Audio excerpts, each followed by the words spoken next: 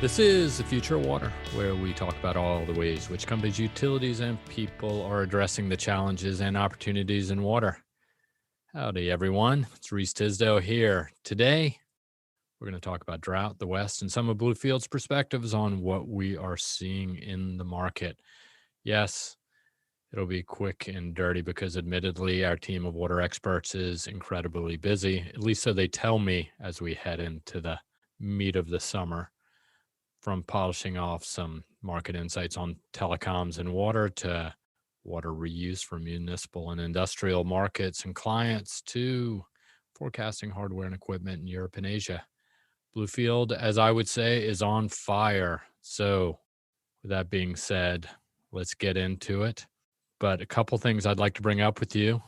So, just to start it off, as a reminder, the World Economic Forum listed the water crisis as the fifth biggest risk in its global risk report in 2020.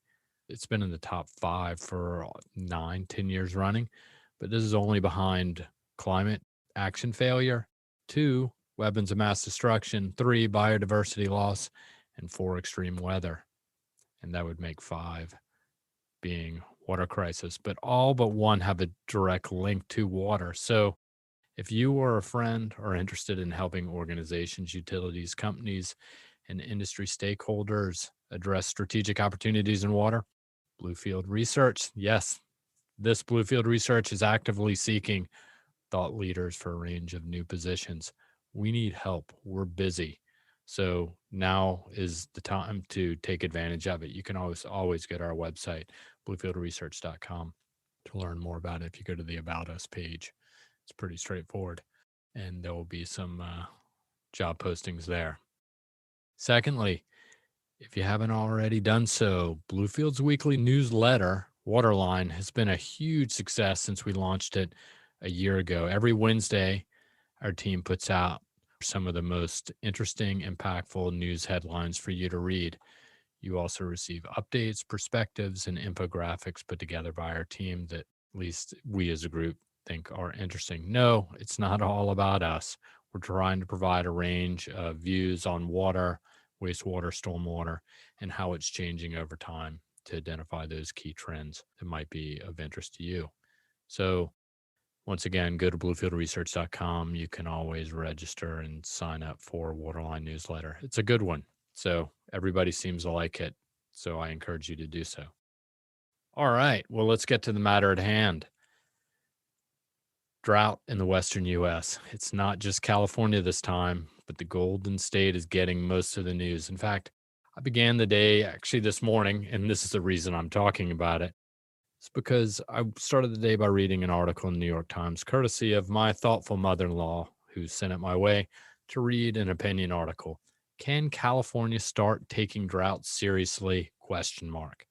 Well, as a supposedly buttoned up East Coaster, I'm conditioned to give California residents all the grief they deserve about their profligate ways and hedonistic lifestyles. But in this case, I'm not sure it's really fair. In fact, I think there are some things that the rest of the country could learn from California. So just to put things in perspective, 93% of the Southwest in California, I think, is in drought, and close to 40% of the region is in extreme drought. So it's not just California, yet it's taking its share of the blame. The entire West is smoking red hot.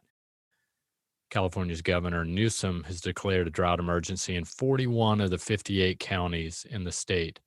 Why? Because 1,500 of the state's reservoirs are at, I think, 50% of average levels. And it's early, right? The rainy season only ended a couple months ago.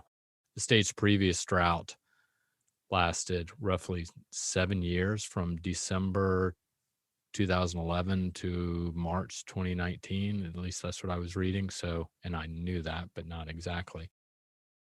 So is this the beginning of a long drought? This could, in fact, be the same, one and the same, just an extension with a 2-year hiatus. But also, it should be noted that drought disasters should not be overlooked as some of the most costly, according to the U.S. National Centers for Environmental Information, that drought damage runs at an average of about $9.3 billion in damages and losses. So, Yes, rightfully, this should make everybody uncomfortable. In fact, it's a little scary, but the reality of it all is solutions do exist.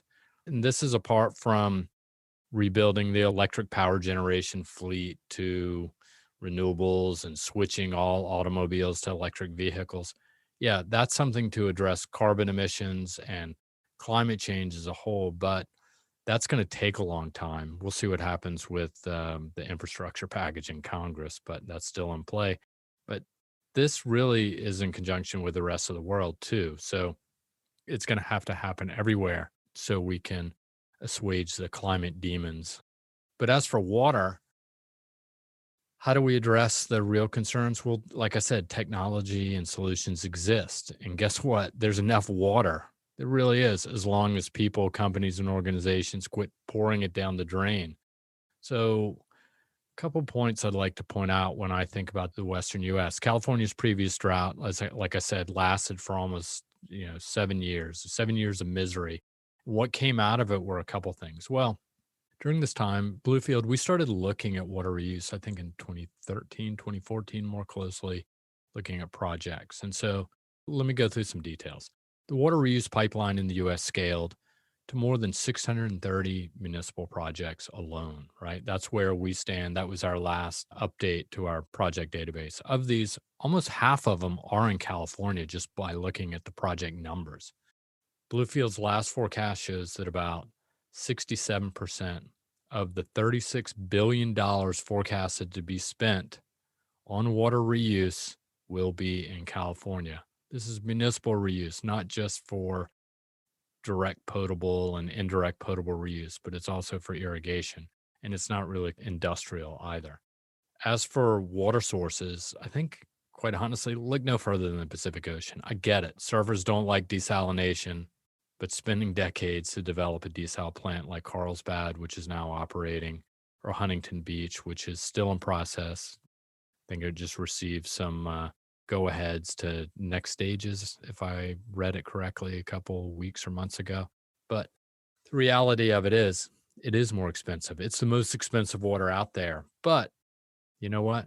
You can't have your sunshine and bathe in it too. So I think everybody needs to keep in mind those are two solutions in and of themselves where water is not being fully utilized and it is available when you think of all the water that is used for residential uses or industrial commercial uses and it's treated and sent to ocean outfalls. There's a lot of water to be treated. Now it's complicated. It's going to be like herding cats to rein it in and reuse it, but it does exist, and the solution is there, and it's a relatively near-term solution as opposed to rebuilding the entire power generation fleet to minimize carbon in the U.S., let alone the rest of the world. Secondly, I wanted to bring out was during the last drought, the governor set a conservation goal of about 25% to stave off overusage of water supplies in the state of California. Even before the last drought, per capita water use had already declined significantly from, I think, 231 gallons per day in 1990. This is in California. So 231 gallons per day to 180 gallons per day in 2010. So that's a significant gain in water management, water usage, which is much needed or was much needed.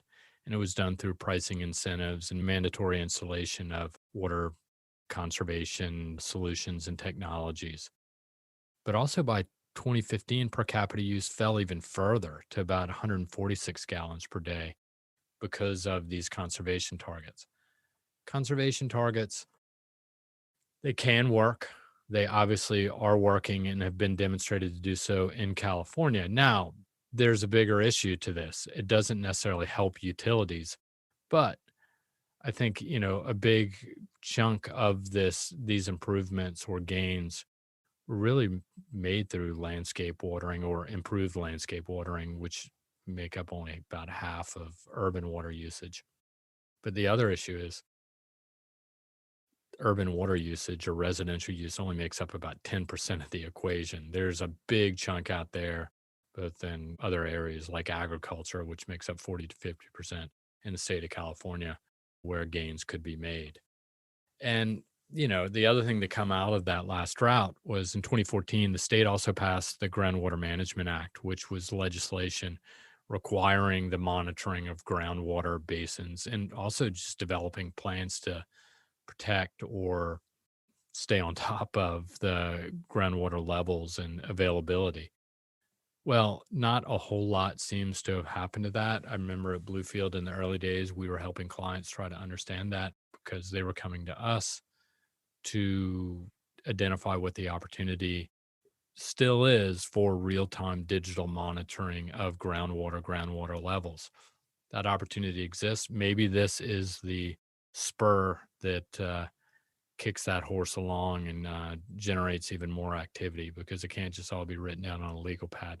There needs to be more coherent, cohesive monitoring of groundwater supplies. But hey, it's moving in the right direction, probably or definitely not fast enough, given that we are heading into another extreme drought. I think another thing that we've been thinking about is, what's the role? And I don't have, well, I have opinions on it. The growing concerns about financial investors and their role of buying up water rights. So in periods of tight water supplies, the price of water should rise, right? Naturally based on supply and demand. So in the back of my mind, the role of financial players buying up water rights is a concern, particularly if it's unregulated or unmonitored. But that being said, they could indirectly spur innovation through by increasing the value of water, at least putting a dollar on the gallon or acre foot, if you will. So, what would this mean? This could be manifested through more advanced drip irrigation. So, advanced agricultural solutions and technologies that would include things like satellite imagery for agriculture, as I've mentioned as well before, but also digital monitoring of groundwater. I mentioned that. Artificial intelligence for leakage management. And then the other things are things like on site treatment and decentralized reuse. Those are things that there's been a lot of talk about it. It hasn't scaled, I think, to the extent we had hope or would hope. But hey, there's no time like a crisis to seize on the moment. And then I would say, lastly, corporations are going to start taking matters into their own hands. I've been beating this drum for a while.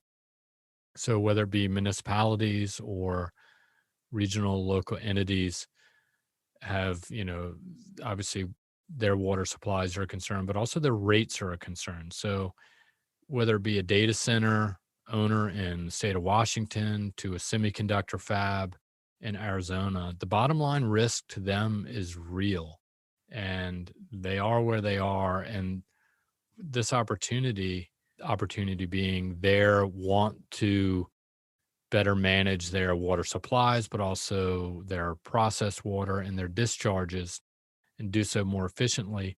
This is great for the vendors and solution providers. I think that's fantastic, and they're likely to gain from all of this. But keep in mind, utilities are exposed to efficiency gains in the commercial and industrial sectors if they are in fact tied to the utility network. So without a lot of visibility into those industries and what those trends are and not knowing, and the larger ones may have a better idea, but the smaller ones not necessarily.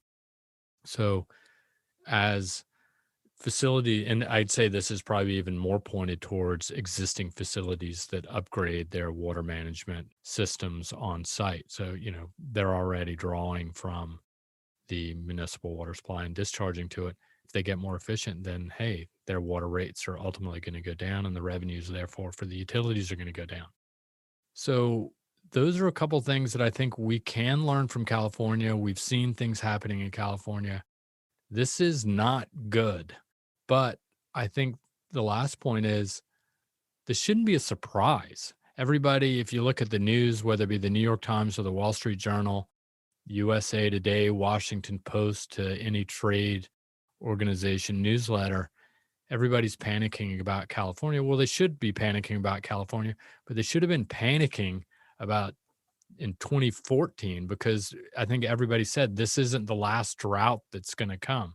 And I think, this had come up a year or two ago, but we were talking about day zero in South Africa, now to jump around the world. But it's pretty frightening when municipal authorities say, hey, folks, we're about to run out of water and we don't know what to do. Well, that was in, I believe, 2018. The first research note that we at Bluefield Research wrote, so by that meaning an executive briefing on what's happening in the world, that was in 2012, 2013, which I guess 2013 is when we formally launched as a business. The first research note we delivered to clients was on solutions to address the Western Cape's water needs. And guess what? 5 years later, they went into day zero. So these things, it's like boiling a frog and they take forever, it seems. But when they arrive and everybody realizes it, everybody throws their arms up in the air and says, oh no, what are we going to do about it? But like I said, you know, it's not just California. There's a lot to be learned from California. They've been efficient in many ways. It just happens to be that 36 million people live there, and it seems to be the punching bag for the rest of the country. But the West is a pretty big place, and there's a lot to be learned, not just for the rest of the U.S., but also for the rest of the world. So, thanks for hearing me out on this. Sorry that everybody's so busy. Give me a couple weeks after Independence Day, and I'll have someone probably more interesting to join me from our team to talk about some updated research. But in recent weeks, our team has been talking a lot about the West drought and strategies to address the related risks. And there's, like I said, a lot to be learned. As we move forward, always reach out to Bluefield if you have any questions. Thanks again. To learn more about Bluefield's webcast, podcasts, and newly released water market analysis, sign up for Waterline, Bluefield's weekly newsletter that covers news, data, and insights into global water. It's free. Please subscribe and give us a review for the future of water. Send us a note to waterexperts@bluefieldresearch.com with any topic ideas you would like us to discuss. They're starting to come in little by little. Hey, we're doing this for you, not us. And lastly, tell a friend about it. This podcast and these water industry insights have been brought to you by the one and only Bluefield Research. To learn more about us, you can go to our website, bluefieldresearch.com. Take care, be well.